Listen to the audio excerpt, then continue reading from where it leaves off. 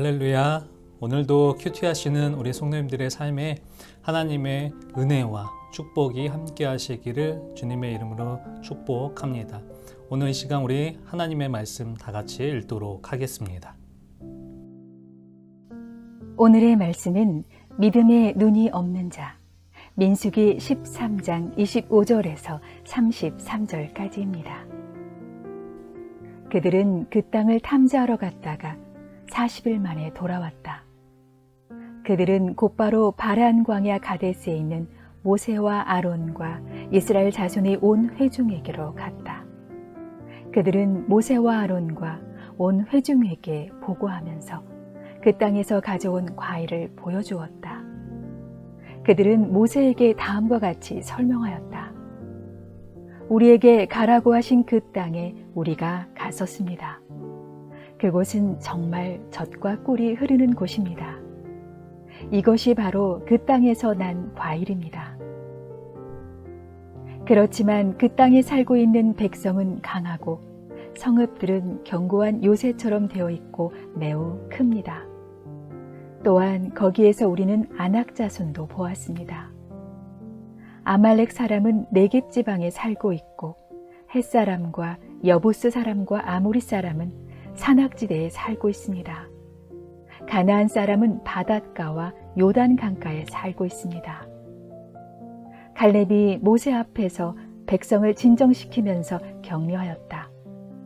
올라갑시다. 올라가서 그 땅을 점령합시다. 우리는 반드시 그 땅을 점령할 수 있습니다. 그러나 그와 함께 올라갔다 온 사람들은 말하였다. 우리는 도저히 그 백성에게로 쳐올라가지 못합니다. 그 백성은 우리보다 더 강합니다. 그러면서 그 탐지한 땅에 대하여 나쁜 소문을 퍼뜨렸다. 그들은 이스라엘 자손에게 그 땅에 대해 이렇게 말하였다. 우리가 탐지하려고 두루 다녀본 그 땅은 그곳에 사는 사람들을 삼키는 땅이다. 또한 우리가 그 땅에서 본 백성은 키가 장대 같은 사람들이다. 거기에서 우리는 또 네피림 자손을 보았다.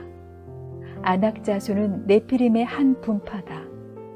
우리는 스스로가 보기에도 메뚜기 같았지만 그들의 눈에도 그렇게 보였을 것이다.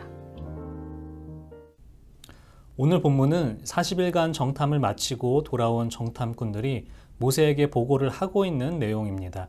이 보고한 내용이 무엇입니까? 27절 말씀을 보시면 모세에게 말하여 이르되 당신이 우리를 보낸 땅에 간즉 과연 그 땅에 젖과 꿀이 흐르는데 이것은 그 땅의 과일이니이다 말씀합니다.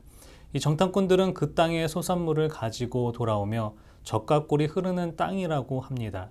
이 10명의 정탐꾼들은 처음에는 긍정적인 보고를 하는 것 같습니다. 그런데 그 다음 어떻게 보고하고 있습니까?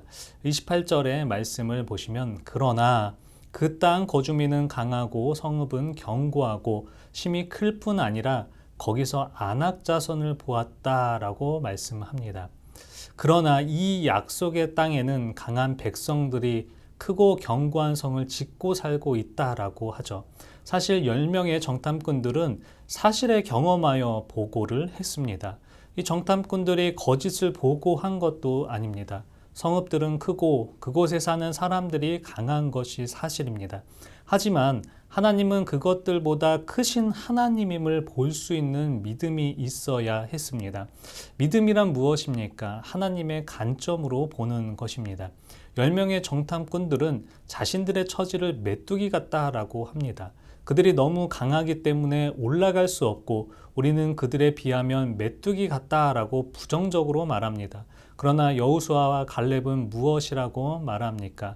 그들은 우리의 밥이다라고 이야기를 합니다. 어떻게 이렇게 말할 수 있겠습니까? 그 근거가 무엇이겠습니까?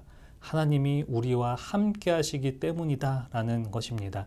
하나님이 함께 하시니까 그들이 아무리 강해도 상관없다라는 것입니다. 그들보다 크신 하나님이 함께 하시는데 무엇이 두렵냐라는 것입니다. 그들을 두려워하지 말고 하나님을 믿으라라는 것입니다. 10명의 정탐꾼들과 2명의 정탐꾼의 차이가 무엇입니까? 현실을 바라보고 있는 것과 하나님을 바라보는 것 아니겠습니까? 사랑하는 성도 여러분, 12명의 정탐꾼은 동일한 것을 보고 돌아왔습니다. 그러나 10명의 정탐꾼들은 현실을 보면 자신들의 처지는 약하고 힘없는 존재로 인해 메뚜기와 같은 모습입니다. 하지만 2명의 정탐꾼들은 우리가 올라가서 그 땅을 취하자, 우리가 능히 이기겠다라는 것입니다.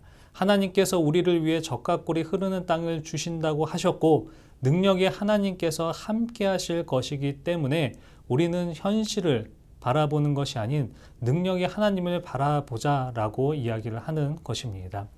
우리가 하나님을 제한적으로 만드는 믿음의 모습이 되지 않기를 바랍니다. 다윗을 한번 살펴보십시오. 이 사무엘상을 보시면 이스라엘과 블레셋이 전쟁 가운데 있습니다.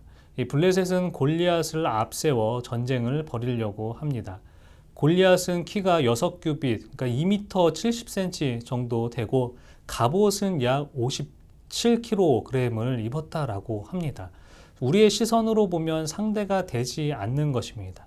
그래서 이스라엘 백성들도 누구 하나 대결하지 못하였습니다.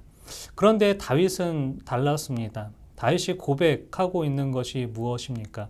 너는 칼과 창과 단창으로 나아오지만 나는 만군의 여호와의 이름, 네가 모욕하는 이스라엘 군대의 하나님의 이름으로 내게 나아간다라는 것입니다.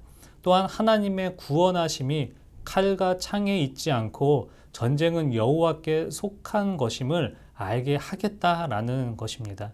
실상을 바라보면 다윗은 골리앗의 상대가 되지 않습니다. 하지만 전쟁을 주관하시는 하나님을 믿음으로 나아가는 것입니다. 믿음으로 나아가면 이 전쟁도 하나님께서 승리하게 해 주신다라는 그 믿음을 통해 승리하게 되는 것입니다. 정탐을 하고 돌아온 자들도 하나님의 약속을 굳건히 믿는 믿음의 모습이 되어야 했습니다. 하지만 이들은 현실을 바라보니 두려움으로 가득했던 것입니다. 사랑하는 성도 여러분, 우리가 신앙생활을 하면서 바라보는 것은 믿음의 눈으로 하나님을 바라보고 있는가? 아니면 현실을 바라보고 있는가입니다. 현실을 보면 아무런 일도 또 역사도 일어나지 않습니다. 오늘 하루도 우리가 영적인 눈을 통해 하나님의 능력을 바라보고 신앙생활 하시는 우리 세중앙교회 성도님들이 다 되시길 주님의 이름으로 간절히 축복합니다. 우리 시간 기도하도록 하겠습니다. 좋으신 하나님 아버지 은혜 감사를 드립니다. 오늘도 귀한 하나님의 말씀 우리가 나누었습니다.